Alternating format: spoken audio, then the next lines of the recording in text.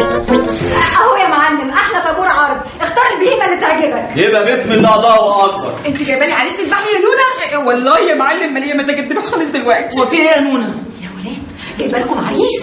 يا نونا انت عايزاني اتجوز تحت تهديد السلاح؟ انا عايزاك تورق دمك خالص، يعني ممكن حضرتك تذبحني قدام ابقى مبسوطه. انا مش عايزه اتجوز يا نونا على فكره. اخرسي يا بنت وانت طولي. لا من جهه طول هي طول يا معلم. نونا نتجوزك كده خلاص على البركه بقى. وانا طول عمري في عريس يخربني خط. اهو جالك اللي هيذبحك ذبح. لا على مؤاخذه، انا بطلت اذبح بره السلخانه، وبعدين دي ما تعجبنيش. لا مؤاخذه اذبح فيها ايه؟ انا قلت كده برضو، هو ما ينفعكش غير رانيا. لا على مؤاخذه دي معزه ما تنفعنيش طبعا. لا قال لك دي معزه، امشي انا بقى عشان انا معزه. انا وهي من الاول مده هي. لا على مؤاخذه ماليش في الجمال. لا ما هو ولا جمال ولا معز وما فاضلش غيري، وانا بالنسبه لك ما ينفعش خالص يا معلم. طبعا ما تنفعيش، على مؤاخذه ما تنفعيش خالص. الحمد لله يعني كلنا براءه.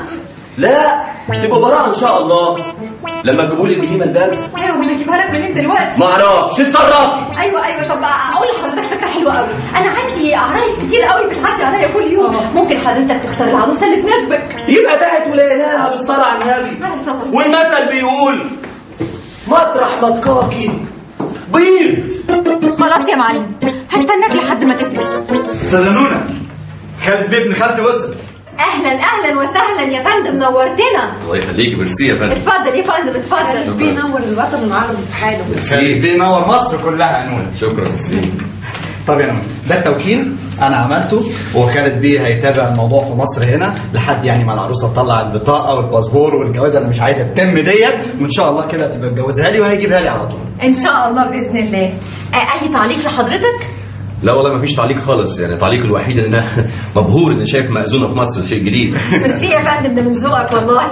هي دايما كده، مصر بتفاجئ العالم دايما. الشخصيه المصريه مميزه في كل المجالات. مظبوط يا فندم مظبوط. خالد بيه ابن خالتي ده اكبر رجل اعمال في اوروبا. وعنده طياره خاصه كمان. ما شاء الله. الحقيقه انا زي كل المصريين اللي سافروا بره ونجحوا، اشتغلت كل حاجه، اشتغلت عدد ساعات مهول وتعبت لحد ما وصلت اللي انا فيه ده. الشخصيه المصريه عنيده بطبعها، ممكن توصل وتنجح في اي مكان في العالم. فعلا يا فندم، الشخصيه المصريه هي اللي بنت الاهرامات، خرجت لنا زويل ونجيب محفوظ، قادره تحقق النجاحات في كل المجالات. ما شاء الله، كلام حضرتك يحمل الجينات العبقريه المصريه اهو. ميرسي يا فندم، يعني كلك ذوق الحقيقه. صدقيني يا هانم، انا لو اشتغلت في بلدي قد اللي اشتغلته بره كنت حققت اكتر من اللي انا حققته ده. احنا بس اهم حاجه عندنا نشتغل دلوقتي، نشتغلوا بجد بقى. ان شاء الله يا فندم. خالد بيه يا نونا هيتابع العروسه من بكره. ان شاء الله. مبروك يا عروسه. مبروك علينا وجودك وسطنا. بصراحه انا مبسوط جدا، مبسوط جدا ان في مأذونه في مصر، شيء جديد بجد. ربنا يخليك يا فندم، حقيقي نورتنا.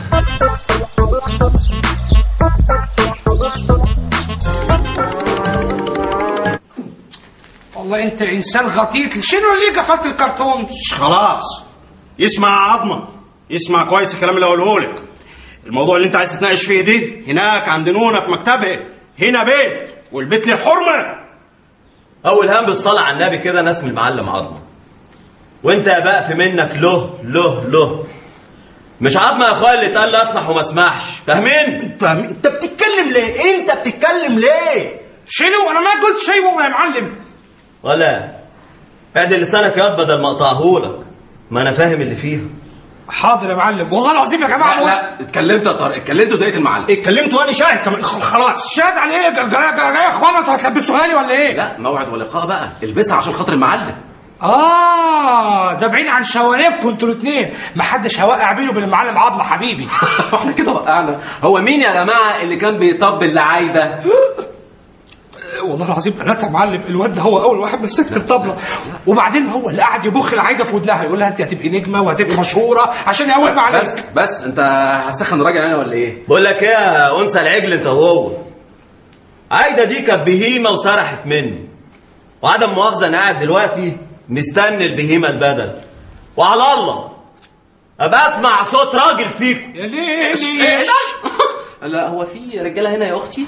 مش عارفه والله يا حبيبتي. ده بيتكلم عن مين بالظبط؟ الراجل ده بيتكلم عن الرجاله اللي مبهدليننا، اللي مقضيينها بقى اوامر واعملي وشيلي وحطي وكنسي ومسح. ما انت اللي غلطانه، المفروض تهتمي باكل الراجل، وعلى راي المثل اقصر طريق لقلب الراجل الطريق الدائري. والله يا اختي بيبقى زحمه. خلاص خدي الباحه.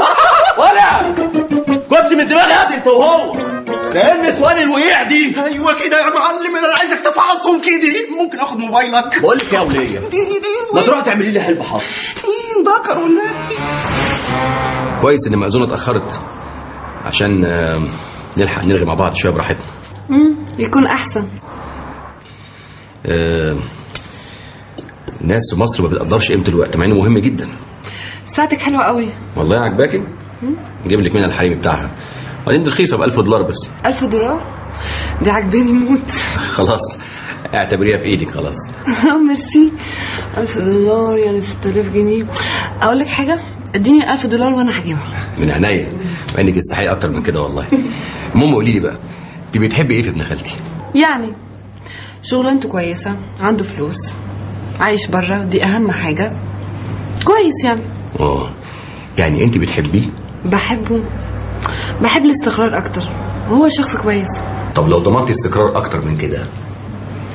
اكيد هبقى مبسوطة اكتر. هو ابن خالتي كتب لك مهر كام؟ $1,000,000 جنيه مصري. $1,000,000 جنيه بس؟ نعمل ايه بقى، امكانياته على قده. على قده؟ بقول لك ايه، ما تيجي نروح نقعد في اي حته ونتغدى ونتكلم مع بعض شويه، ولا انت مستعجله على كتب الكتاب؟ لا خالص، ما عنديش مشكله. طب يلا بينا. انا اسفه، انا عارفه ان انا اتاخرت عليكم، بس هنكتب الكتاب فورا.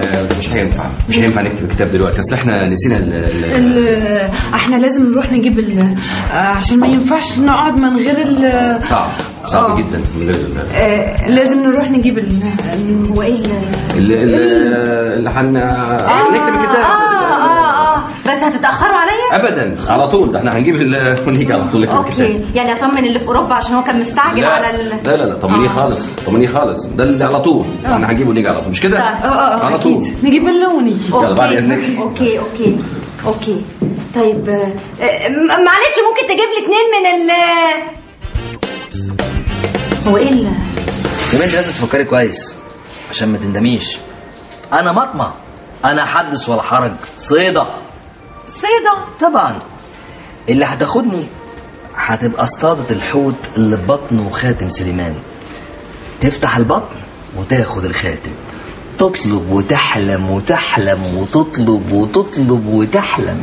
احلم بس افتح بطنك لا، عشان تاخدي الخاتم. طب ما انا ممكن اخد الخاتم من غير ما افتح بطنك. ازاي؟ تطلبي وتحلمي وتحلمي وتطلبي حسين نونة حسين نونة. حلم احلم طبعا، لكن اطلب حاجه منك انت اقرف. الله يسامحك بقى كده. وده من امتى بقى ان شاء الله؟ من ساعه ما رحنا نجيب يعني انتوا بقى جايين لي عشان عايزين تتجوزوا؟ ايوه. طب وابن خالتك اللي قاعد مستني خالتي ماتت من 10 سنين، وبعدين خالتي وخالتك اتفرقوا، خلاص انسي بقى، ماشي حالك. ده انت طلعت واد. وبعدين مأذونة، اكتبي كتابنا بقى انا وخالد حبيبي. أيوة. هيكتب لي مهر 10 مليون والمؤخر طياره خاصه. يا عيني. ده انت لعبتيها صح بقى حياتي. يلا بقى. مش هكتب الكتاب. احنا موافقين. هتكتبي كتابنا ولا نروح مأذون تاني؟ بقى كده ماشي. ان غاب القط تلعب يا فار. خلاص يا مأذونة، اكتبي كتابنا، احنا مستعجلين بقى. اكتبي ربنا يعينك. خص عليك حبيبي خالد. بعت الراجل اوان كده. ما اقدرش ابيعه ابدا. حبيبي خالتي. ايوه يا ابن خالتي يا حبيبي. بودي. ايوه اديك سمعت كل حاجه. لا ما تزعلش نفسك، انا اول ما اجي هجوزك بنت السفير المصري عندك، ما تقلقش خالص. السفير المصري؟ مع السلامه يا حبيبي. هو في ايه؟ في انك طالق من قبل ما تتجوزي حتى. طالق؟ طبعا. معلش يا مأذون، معلش انا كنت عايز طبعا اكتب الكتاب عندك، بس للاسف العروسه طماعه وما تستاهلش اي حاجه. ولا يهمك سعادتك، انا اجي معاك اي مكان. لو حابب حتى اروح عشان اكتب له يعني كتابه على عروسه السفير، انا تحت امرك. هنشوف مواسير رايك. تمام. هايل 100 100 هايل. 100 100. خليهم بره يدوكي طياره ورق يا www.rasinfilhalal.com